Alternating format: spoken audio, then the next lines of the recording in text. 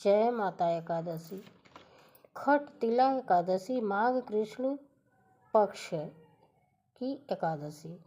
एक समय दानव्य ऋषि ने पुलस्त ऋषि से पूछा, ब्राह्मण मनुष्य मृतलोक में ब्रह्म हत्या आदि महापाप, दूसरे के धन की चोरी, दूसरे की उन्नति देखकर ईर्ष्या आदि करते हैं, परंतु फिर भी वे नरक नहीं पाते। इसका क्या कारण है? वह जाने कौन सा अल्प दान या अल्प परिश्रम करते हैं, यह सब आप कृपा पूर्वक कहिए। इस प्रकार पुलिस ऋषि बोले, हे महाभावे, आपने मुझसे अत्यंत गंभीर प्रश्न पूछा है। इसका ब्रह्मा विष्णु इंद्र आदि भी नहीं जानते, परंतु मैं आपको यह गुप्त तथ्य अवश्य ही बताता हूँ।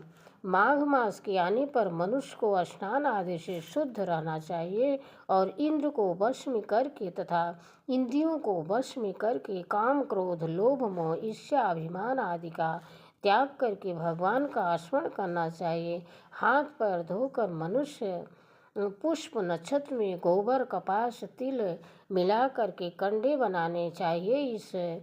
वह इन कंडों से 108 बार हवन करें और यदि इस दिन मूल नक्षत्र द्वादशी हो तो नियम से रहें। स्नान आदि नित्य क्रिया से शुद्ध होकर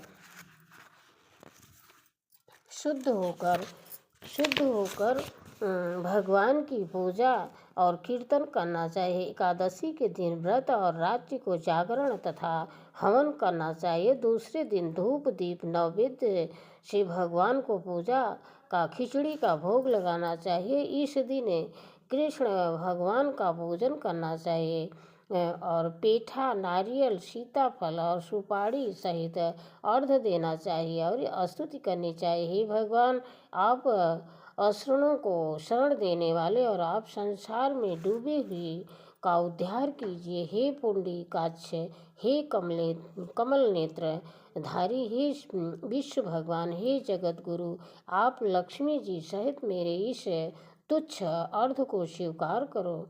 इसके पश्चात ब्राह्मण को जल भरा हुआ कुंभ प्रदान करना चाहिए और ब्राह्मण को श्यामा गाय और तिल पात्र भी देना चाहिए। तिल स्नान और भोजन से श्रेष्ठ है, अतः मनुष्य को तिल दान भी करना चाहिए। इस प्रकार जो मनुष्य जितने तिल का दान करता है वह उतने ही स्वर्ग में निवास करता है।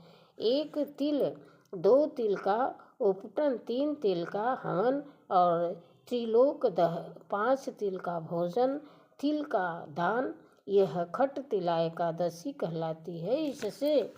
इससे अनेक प्रकार के पाप नष्ट हो जाते हैं। नारद ऋषि बोले, हे भगवान, आपको नमस्कार है। इस खट तिला एकादशी का क्या पुण्य है और क्या कथा है, सो कहिए।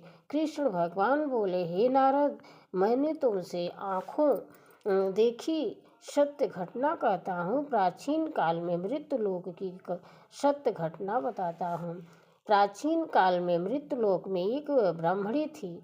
वह सदा व्रत किया करती थी। एक समय वह 1 माह व्रत करती रही। इससे उसका शरीर अत्यंत दुर्बल हो गया था, परंतु उससे कभी भी देवता तथा ब्राह्मण को धन तथा अन्न दान नहीं किया। इस प्रकार मैंने सोचा कि इस ब्रह्मणी ने व्रत आदि से अपना शरीर शुद्ध कर लिया है और इसको वैष्णव लोक भी मिल जाएगा, परंतु इससे कभी भी अन्न दान नहीं किया है, इससे इसका तृप्ति होना कठिन है। ऐसा सोचकर वह मृतलोक में गया और ब्रह्मणी से अन्न मांगा। वह बोली, आप यहाँ किस लिए आए हैं?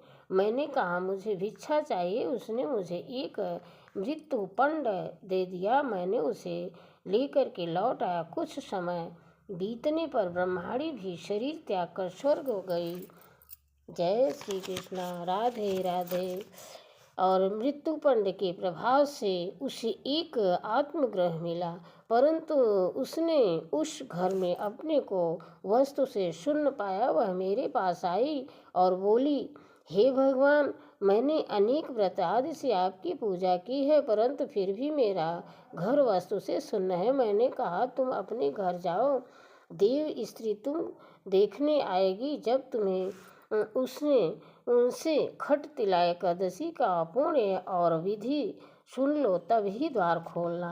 भगवान के वचन सुनकर वह अपने घर को गई और देव स्त्री आकर खुलवाने लगी। तब ब्रह्माणी बोली कि यदि आप मुझे देखने आई हैं तो खट तिला एकादशी का महत्व कहिए। उसमें से एक देव स्त्री बोली, सुनो मैं कहती हूँ। जब उसने खट तिला एकादशी का महत्व सुना दिया तब उसने द्वार खोला। देव स्त्री ने उसको सब स्त्रियों से अलग पाया। ब्रह्माणी ने भी देव स्त्री के कहे अनुसार खट तिला का व्रत किया। उसके प्रभाव से उसका धन धान्य से पूर्ण हो गया। अतः मनुष्य को खट तिला एकादशी का व्रत करना चाहिए। इससे मनुष्य को जन्म जन्म में आरोग्यता प्राप्त होती है और दरिद्रता नष्ट होती है। इस व्रत से मनुष्य के समस्त पाप नष्ट हो जाते हैं। इस व्रत से जहाँ हमने शारीरिक शुद्धि और आरोग्यता प्राप्त होती है, वहीं अन्न तिल और दान करने से धन धान्य में वृद्धि होती है। इससे यह भी ज्ञात होता है कि प्राणी जो जैसा जैसा दान करता है, शरीर त्यागने के बाद उसे वैसा ही फल प्राप्त होता है। अतः धार्मिक रीति के साथ साथ हमें दान आदि आवश्यक करना चाहिए। शास्त्र में वर्ण है कि बिना दान दिए कोई भी धार्मिक कार्य संपन्न नहीं माना जाता। जय श्री कृष्णा। जय माता एकादशी। रक्षा करो।